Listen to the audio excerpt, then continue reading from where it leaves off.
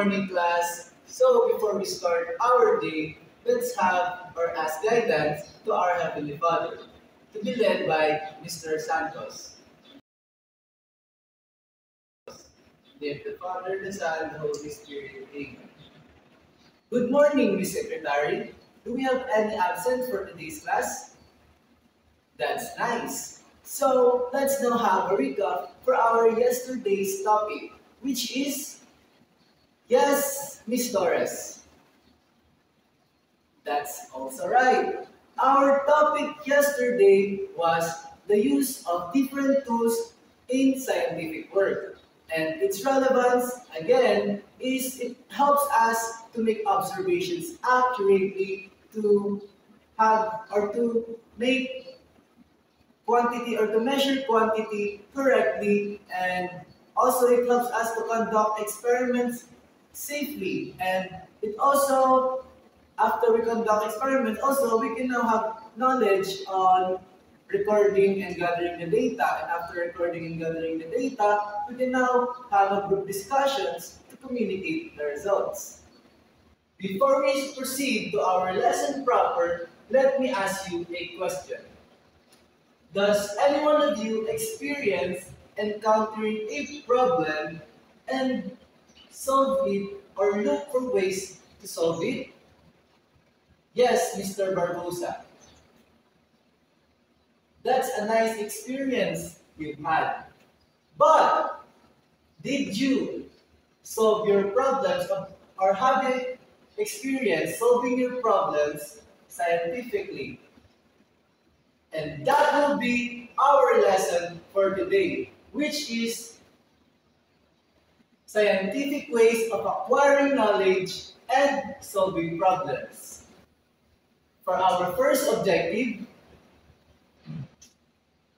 we're going to identify the steps of the scientific method.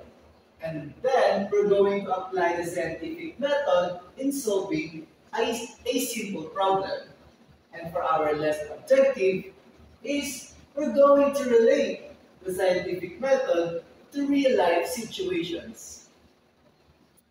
Before we dig deeper to our lesson proper, I want to know first if does any one of you can define on what is the definition of science.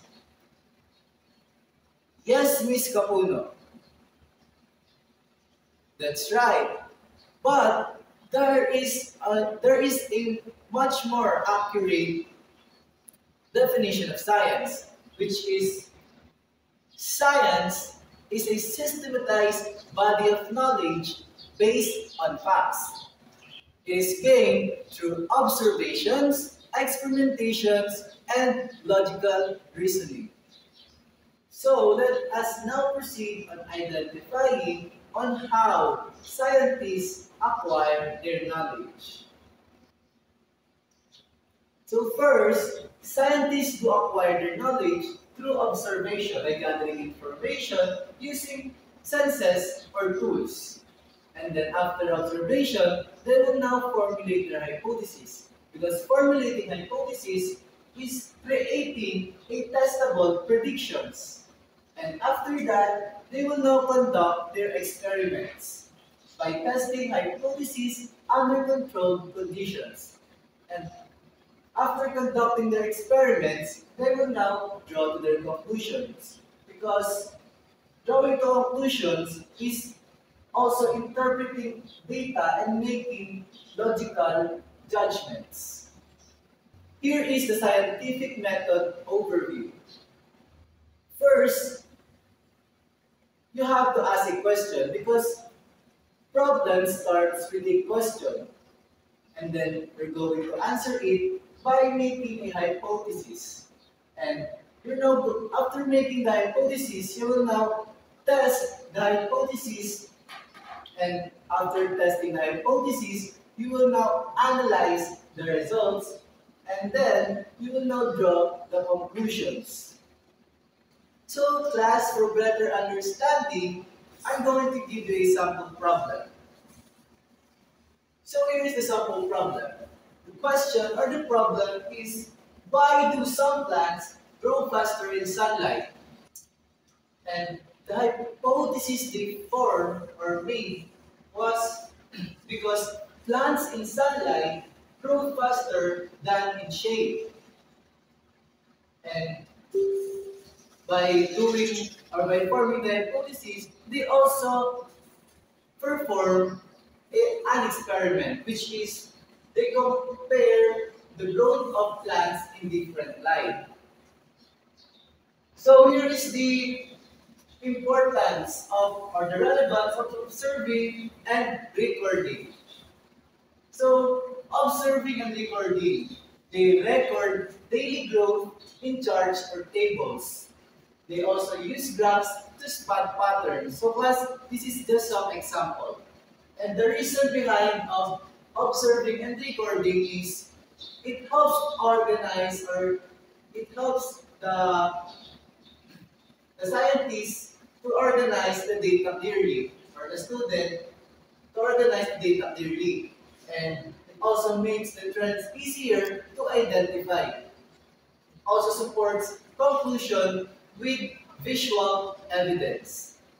And to proceed, here is some here is the steps on making a conclusion. First, we need to summarize the findings because it gives us a clear overview of results. Second is, you need to confirm or refute your hypothesis because it will give you accuracy of your prediction. Next is, you need to explain why. And by explaining your reasons, you need to base it on your data. And because it will show logical connection between evidence and result. And the last step on creating a conclusion is it is better if you're going to suggest next steps or improvements. Why? Because it will encourage critical thinking and further investigations. And to proceed to our next slide, we're going to have a real-life example or real-life example or application. So the problem, again, here is why this bread mold faster in plastic. So here is the experiment conducted. The experiment conducted is they compare bread in plastic versus paper bags. And the conclusion they made was moisture in plastic speeds up mold growth. So if you're going to put bread in plastic, it will have a chance of possibility or a high chance of possibility of having molds than putting it in a paper bag.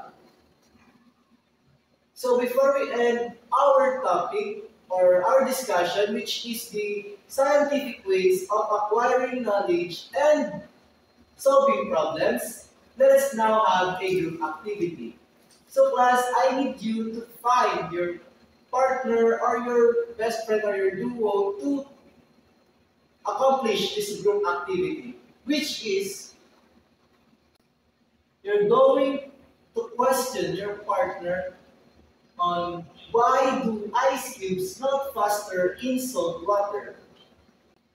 So after you form the question, you will now form the hypothesis. And after you form the hypothesis, you will now conduct the experiment or plan on what are you going to do to your experiment. And then after the experimentations, you will now share the conclusions. So is there any clarifications, questions? So if there is none, you may now proceed to your partners. Thank you. So class, thank you for your cooperation and your wonderful presentation throughout this discussion.